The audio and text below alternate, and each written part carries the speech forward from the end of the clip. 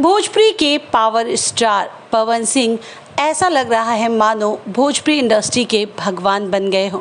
ये हम नहीं कह रहे, बल्कि सोशल मीडिया पर शेयर हुई उनकी फ़ोटो को देखकर कुछ फैंस कह रहे हैं। दरअसल में सोशल मीडिया पर पवन सिंह का एक तस्वीर सामने आया है, जिस तस्वीर में पवन सिंह का पैर धोते हुए एक शख्स नज़र आ रहा है और ऐसा लग रहा है मानो वो शख्स पवन सिंह को भगवान मान रहा हो।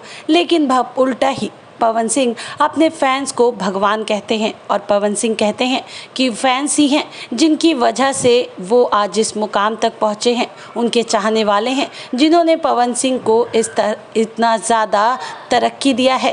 दोस्तों, पवन सिंह वैसे तो भोजपुरी इंडस्ट्री के स्टार हैं ही, लेकिन बॉलीवुड में भी अब उनका तड़का लग चुका है, क्योंकि बॉलीवुड में भी उन्होंने कई गाने गाए हैं और कई बड़े संगीतकार के साथ काम किया है। आगे भोजपुरी इंडस्ट्री के पावर स्टार आपके लिए कौन सा नया धमाल लेकर आते हैं, जानने के लिए आप बने रहिए हमारे साथ और चैनल को अभी सब्सक्राइब कर लीजिए।